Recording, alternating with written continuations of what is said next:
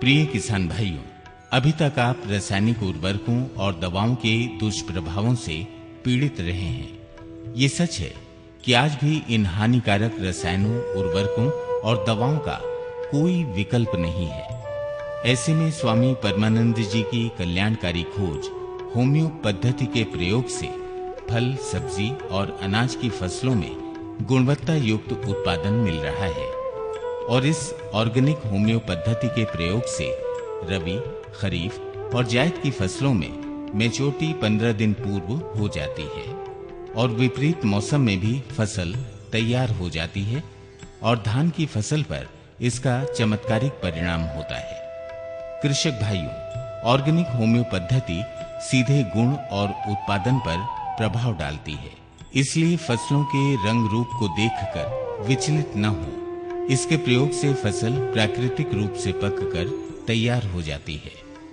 सोने में सुहागा जैसा परिणाम पाने के लिए यदि आप पूरी तबीयत से भरपूर कंपोस्ट और हरित खाद का प्रयोग करते हुए इस पद्धति से खेती करते हैं तो उत्पादन वर्तमान से निश्चित अच्छा मिलेगा।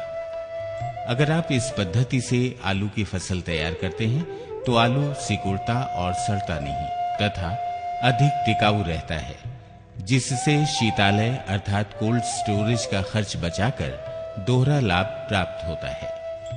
किसान भाइयों, अभी तक बाजार में कोई ऐसी दवा उपलब्ध नहीं है जो मोज़ेक वायरस को खत्म कर सके। अब ये बताइए मनोज जी कि इसमें क्या कंडीशन, जब दवा डाले आप मिर्चे पे, तो मिर्चे पे तब क्या कंडीशन थी और अब दवा डालने के बाद आपको क्या प्रभाव दिखा? अरे तब तो ये ठूंठ सी थी, इधर मोज़ेक से नुकसान हो चुका था। हाँ, बिल्कुल पूरी तरह से पत्तियां नहीं थी। अच्छा। ये सब नई पत्तियां हैं और नई कोपल से ये फल मिले, फल निकले।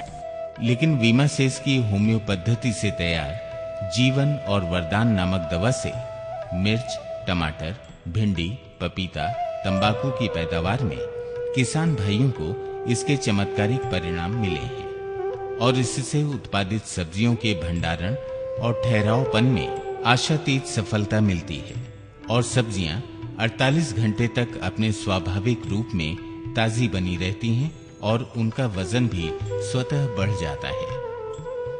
वीमासेस की खोज को विभिन्न प्रांतों के कृषकों ने अंगीकार करके सफलता की मोहर लगा दी है, जो व्यवस्था परिवर्तन की सूचक है। अतः आप द्वारा प्राप्त सहयोग के लिए वीमासेस हृदय से आपका आभार व्यक्त करता है। आपको बहुत बहुत धन्यवाद।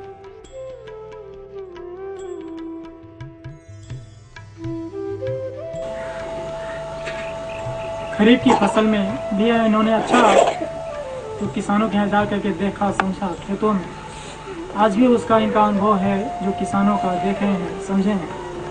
तो मैं चाहता हूं कि आप थोड़ा सा एक संदेश हमारे जनमानस को, भारतीय किसानों को, हमारे वैज्ञानिकों को, राष्ट्र को, विश्व को थोड़ा सा आप दें, ताकि लोगों को लगे कि एक आध्यात्मिक पुरुष भी किस तरह से इसके प्रति अपना विचार रखता है। ठीक है स्वामी परमानंद जी, आप तो परमानंदम परम सुखदम केवलम ज्ञान मूर्ति है ही, और आपने जो मुझे इस कार्य में कुछ समाज को सलाह देने के लिए कहा, तो ये श्रृंगी ऋषि की पावन तपस्थली है। कर्मकांड में भी कहा गया है, अन्नहीनम दहेद्राष्ट्रम मंत्रहीनम ऋतुजा दीक्षितम दक्षिणाहीनो नास्ति यज्ञ समोरिप। यज्ञ से बढ़कर के कोई दुश्मन नहीं है यदि उसमें भोजन न कराया गया तो। जब किसान नहीं होंगे, किसानों की किसान होंगे पर किसानों की किसानी नहीं होगी, किसानी होगी लेकिन उसमें अच्छी फसल नहीं होगी, फसल होगी लेकिन इतना अधिक खर्चा आएगा कि किसान कर ना सकें, तो कहां से भरपूर अन्न मिले। यह छोटे से खर्च में, थोड़ी सी दवा में जो आपने ये युक्ति निकाली, ये मंत्र दिया समाज को, ये प्रेरणा दी, ये तो किसानों के लिए सीधे ये का, जैसे कोई कहते हैं कि एक विधि, एक तरीका, एक सृजनहार आपने समाज को एक इस तकनीकी का सृजन करके जो आप समाज को दे रहे, इससे किसानों के लिए, और किसानों के लिए ही नहीं, किसानों पर जो उपभोगी जीव हैं, चाहे वो अधिकारी हो, चाहे प्रधानमंत्री हो, चाहे कोई भी हो, किसानों पर ही उपभोगी हैं वो जीव। और ऐसे जीवों को शांति देना, सुखी करना, ये जो है तो अन्न की है। और अन्न एक ऐसी है कि जो कि आपने अपने इस विधि से दिया, उससे किसान बहुत, मैंने तो खेतों में जा करके देखा, औरतें बीच फसल में खड़ी होकर के ये नहीं सोचती थी, मैं सही बताऊं, कि मेरी फसल टूट रही, बीच फसल में खड़े होकर के और हाथ उठा करके स्वामी जी अगर एक शब्द कहते थे तो 10 शब्द कहती थी, नहीं ऐसा होगा, हमको ये फसल हुई, हमारा आलू ऐसा होगा। मुझे भी ये सुन के लालायत हुआ मैं कि क्या आप लोग कहते हैं कि गेहूं में भी स्वाद है, चावल में भी उस फसल से और आपकी पड़ी हुई खाद की, दवा की फसल से और खाद की फसल से स्वाद है, आलू में भी स्वाद है। तो मुझे वहां ये कहना पड़ा कि भाई क्या यह स्वाद मुझे भी चखाओगी? लोगों ने कहा। तो इस प्रकार की जो स्वामी जी की खोज है, इसके लिए तो मैं कहूंगा कि ये पहली बार खोज है, और मेरी समझ से तो ऐसी खोज अभी हुई नहीं। जो भी खोजें हुई वो पहली हुई, लेकिन ये अपने तरीके की एक नई खोज है। इसके लिए मैं श्रृंगी ऋषि की तपस्थली से, चूंकि ये मंत्र है, एक तरीका है, एक जो है तो सलाह है, मैं कहता हूँ कि यह स्वामी जी की सलाह किसानों के लिए पूर्ण ऐसी हो जैसे कि कोई अमृत स्वरूप वर्षा होती है। इस प्रकार से होता कि किसान खुशहाल रहे। किसान खुशहाल रहेंगे तो हमारे देश की जनता, हमारे राजनीतिक नेता, हमारी सब कुछ खुशी हुआ। चूंकि सर्वे भवन्तु सुखिनः, सर्वे सन्तु निरामयाः, सभी सुखी हों, सभी निरोगी हों। निरोगी कैसे होंगे? जब खाद का में खाएंगे तो कैसे निरोगी रहेगी? कमजोर आदमी हो रहा, तमाम किसी को हार्ट में परेशानी, तो किसी में एक लड़का हमारे यहाँ भी आया, केवल ये जो खाने पड़ रही उसका असर, तो कैसे निरामय होंगे, कैसे निरोगी होंगे? तो और ये पड़ेगी, ये दवा पड़ेगी, और दवा से जो फसल होगी इससे निरोगी होंगे। सर्वे भवन्तु सुखिनः, सर्वे सन्तु निरामयाः, सर्वे भद्रं। अच्छा, कैसे कल्याणकारी वचन कैसे दे दी?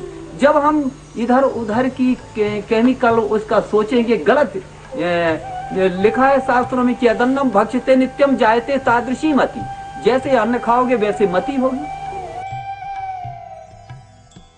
हम एक भी दाने खाद नहीं डाले हैं। कितने साल से? साल से तो भाई धान की खेत पे हरी खाद बना है। उसने नहीं डाला, हाँ? उसने थोड़े तेज प्रकाश।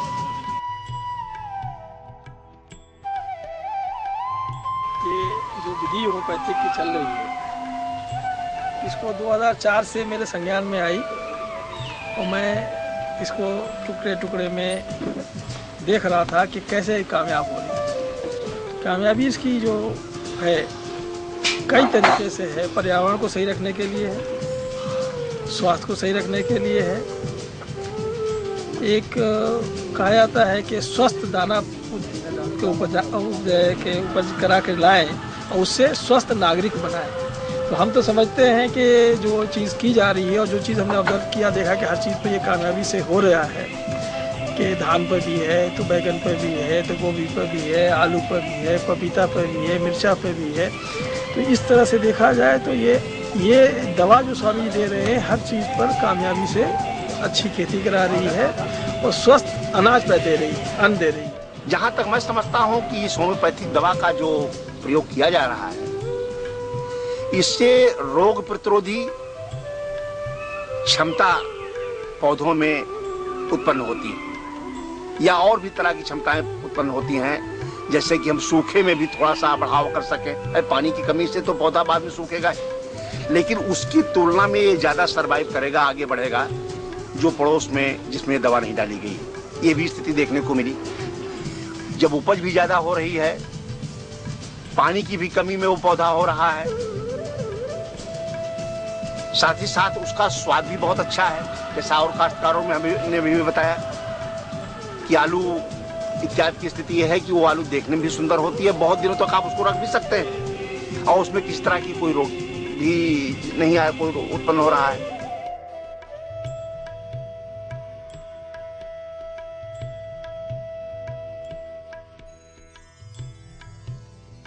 जो उन्होंने बताया इसके बारे में वो हमने आंखों से देखा है, और इनकी बात में पूर्ण सत्यता है। इस प्रोडक्ट को लगाया है, और इनकी जो भी स्वामी जी ने आपको प्रोडक्ट्स दिए हैं और जैसे बताया है उस विधि के अनुसार किया है। मैं इस आज आपके हर हर एक खेत में देखने के बाद बहुत प्रभावित रहा है कि कहीं भी कोई कमी हमें नहीं आई।